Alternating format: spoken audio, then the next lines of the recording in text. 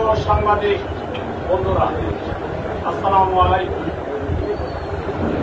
আজকে বাংলাদেশ জাতীয়তাবাদী দল দামোদর উপজেলা পক্ষ থেকে সাংবাদিক সম্মেলন করছি।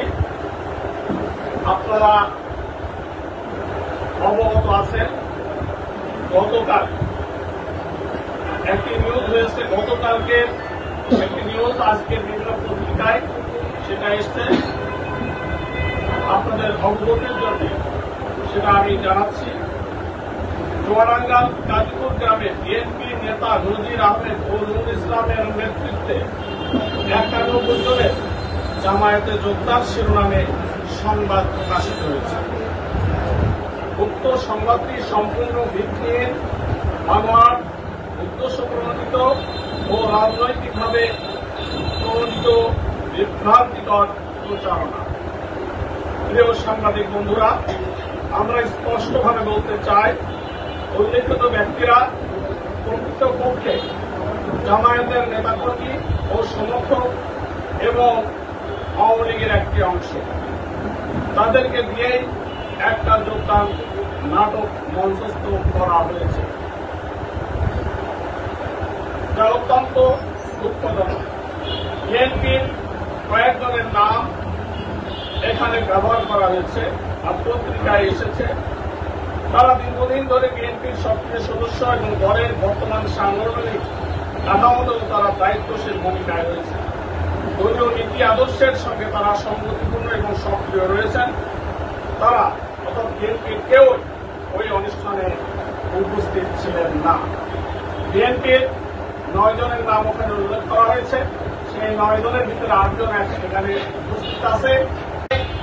আপনাদেরকে জানাচ্ছেন বা জানাবেন যে আমরা কেউ এই অনুষ্ঠানে ছিলাম না এবং আমরা কেউ বিএনপি ছেড়ে জামায়াতে যোগ দেই নাই। প্রিয় সাংবাদিক বন্ধুরা, দামোদর উপজেলা বিএনপি দৃঢ়ভাবে বিশ্বাস করে জাতীয়তাবাদী আদর্শ, গণতন্ত্র ও জনগণের ভোটাধিকার পুনরুদ্ধারের আন্দোলন থেকে কোন প্রকৃত নেতাকর্মী বিচ্যুত হতে পারেন না। তবে যদি কেউ মনে করেন আমি আমার নীতি বা আদর্শ পরিবর্তন করব, তাহলে তিনি তা করতে পারেন, কোনো বাধা নেই। এটাই হচ্ছে গণতন্ত্র এবং সেটাতে বিশ্বাস করবে।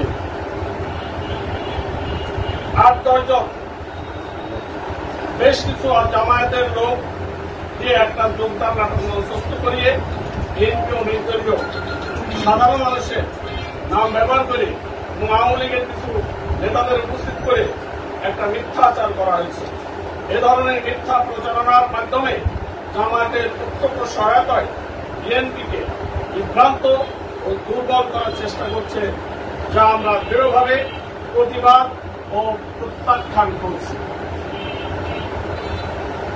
আমরা সাংবাদিক ভাইদের কাছে বিনীত অনুরোধ করছি, যাচাই বাছাই ছাড়া কোন প্রকার বিভ্রান্তিকর তথ্য প্রচার না করার জন্য। এছাড়া উপজেলার বিএনপি স্পষ্টভাবে জানাচ্ছে, দামোদর উপজেলার প্রত্যন্ত অঞ্চলেও বিএনপির সাংগঠনিক কার্যক্রম এখন আগের চেয়ে অনেক বেশি শক্তিশালী ও গতিশীল। জনগণ আজ পরিবর্তনের জন্য ঐক্যবদ্ধ। আমরা বিশ্বাস করি সত্য ও ন্যায় প্রতিষ্ঠিত হবে ইনশাআল্লাহ। ধন্যবাদ আপনাদের সকলকে।